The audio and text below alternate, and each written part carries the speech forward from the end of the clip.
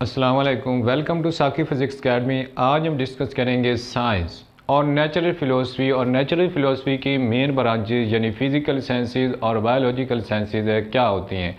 First of all science है क्या, यानी हकीकत में साइंस एक सोचने का अंदाज़ है, एक फ़िक्र है जिसमें इंसान सच और झूठ का फ़र्क तजर्बा यानी एक्सपेरिमेंट की बुनियाद पर कर सकता है। तो साइंस क्या है, यानी the knowledge gain through observations and experimentation is called science.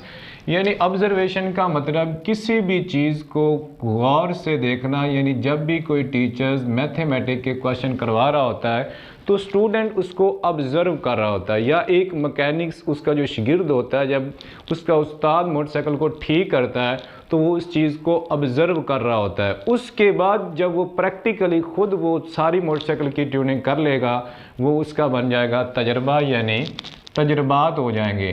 तो इन दो चीज़ों से जो हमारे पास नॉलेज आता है वो कहलाता है साइंस। यानी the knowledge gain through observations and experimentation is called science. यानी वो इल्म जो मुशाहिदात और तजर्बात दोनों की बिना पर हासिल होता है साइंस कहलाता है।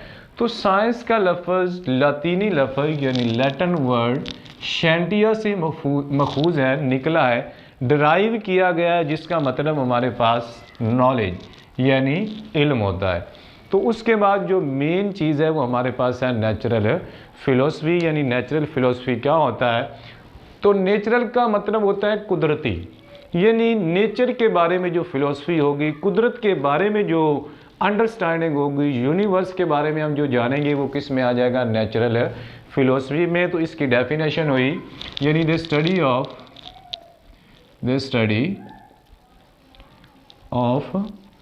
नेचर और यूनिवर्स, यानी नेचर या यूनिवर्स का जो मुताला होता है उसे हम किसका नाम देते हैं, नेचुरल फ़िलोसफी का।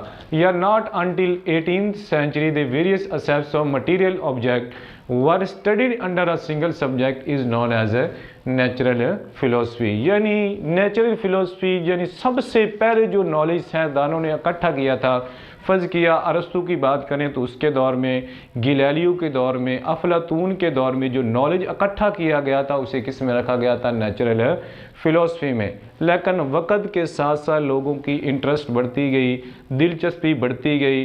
तो जैसे ही दिलचस्पी बढ़ती गई तो उन्होंने बहुत सा नॉलेज इकट्ठा कर लिया। जब बहुत ज़्यादा नॉलेज इल्म इकट्ठा हो गया तो ज़रूरत महसूस हुई कि अब इसे मज़ीद ब्रांचेज़ में, मज़ीद डिसिप्लिन में, मज़ीद स्ट्रीम के अंदर है डिवाइड कर दिया जाए। तो नेचुरल फ़िलोसफी को दो ब्रांचेज़ में, दो स्ट्रीम्स में डिवाइड किया गया, एक फ़िज़िकल साइंसेज और दूसरा बायोलॉजिकल साइंसेज। फ़िज़िकल साइंसेज क्या होता है, यानी फ़िज़िकल नॉन लिविंग थिंग, यानी स्टडी ऑफ, अगर हम बात करें स्टडी ऑफ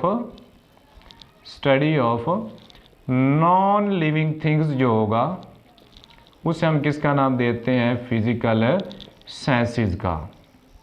और इसकी एग्जांपल की अगर हम बात करें तो जो हम फिज़िक्स पढ़ रहे हैं ये भी एक क्या है, फ़िज़िकल साइंस है।